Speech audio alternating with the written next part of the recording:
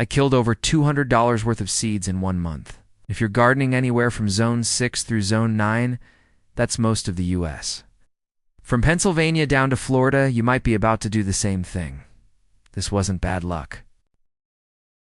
It was 3 specific mistakes that seemed smart in February but murdered seedlings. And the worst part, the right move in Zone 6 will absolutely destroy your garden in Zone 9 by the end of this video. You'll know exactly how to avoid all 3. Let's go. Okay, real talk. February hits, the seed catalogs show up, and we all get the itch, right? Get a head start, beat the rush. I thought I was being smart. Started my tomatoes, my peppers, my lettuce, all of it. And then I watched them die. Slowly, expensively. Here's what I didn't understand.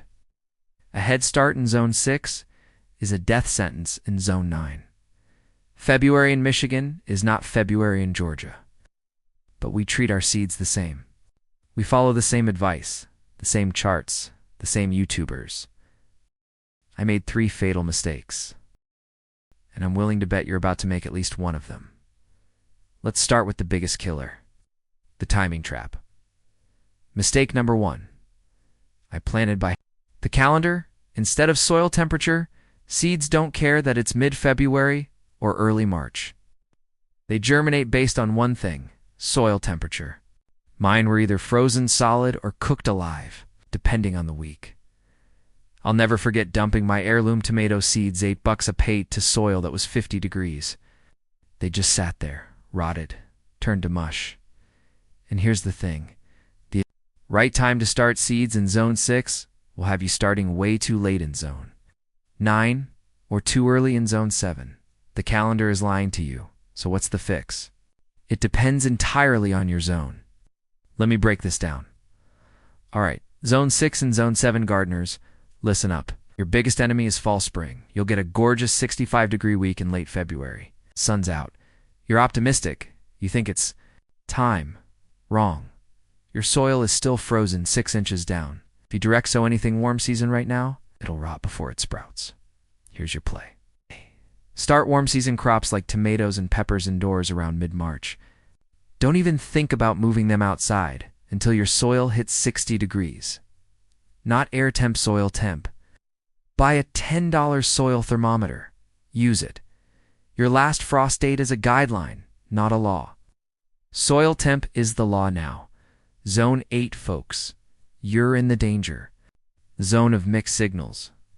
You'll get warm spells that make you think it's go time, then a surprise frost that wipes you out. Your move? You can start cool season crops like lettuce, kale, and peas outdoors in late February. No problem. But your warm season babies? Hold them indoors until mid-March at the earliest. Your soil needs to be consistently above 55 degrees, and consistently. Means a week straight, not one random Tuesday. Zone 9, you're playing a completely different game. Your February is like our April.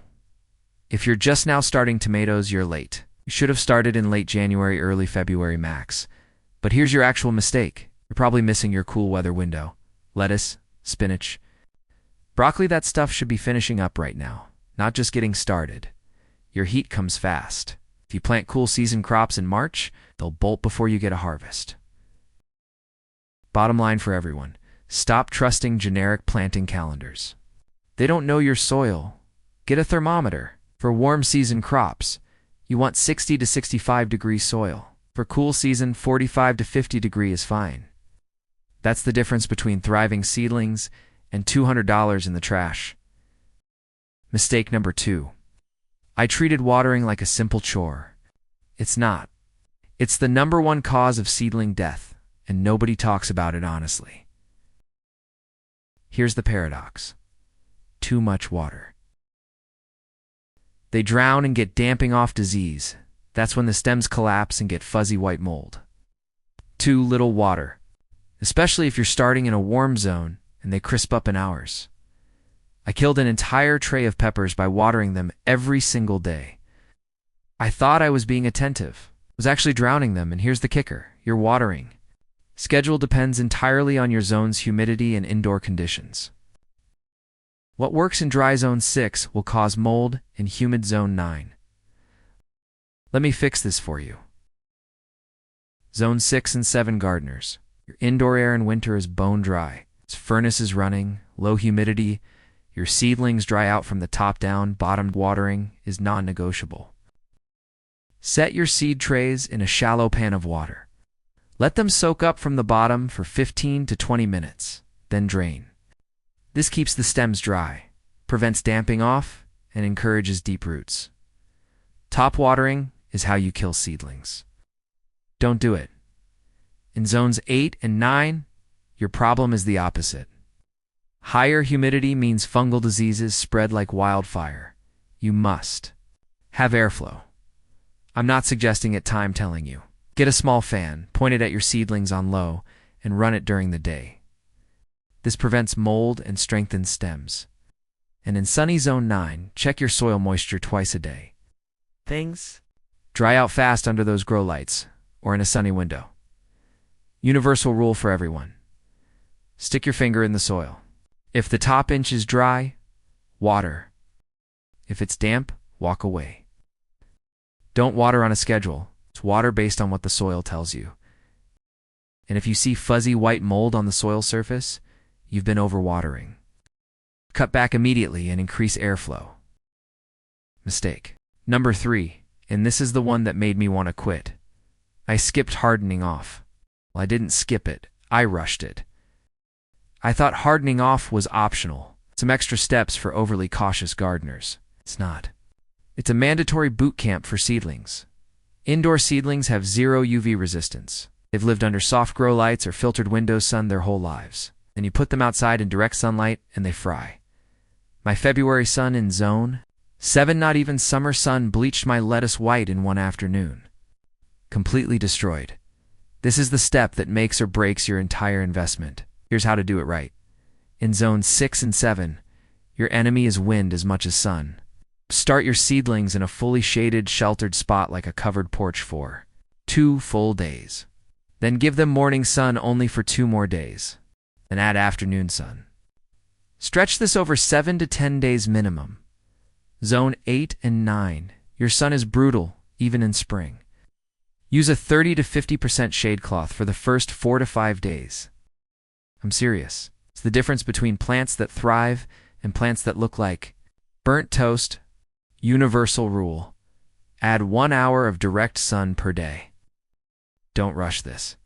If you put in 3 weeks growing these seedlings, you can spare 7 days hardening them off properly. So, to never repeat my $200 mistake. 1.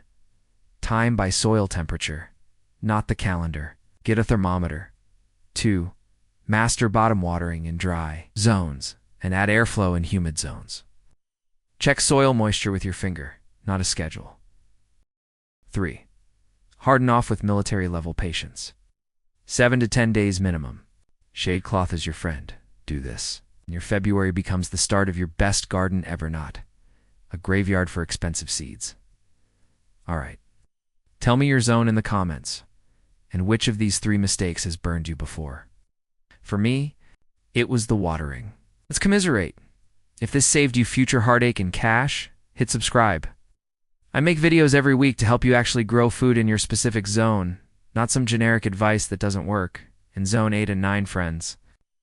Next week's video is your early spring planting calendar. See you there.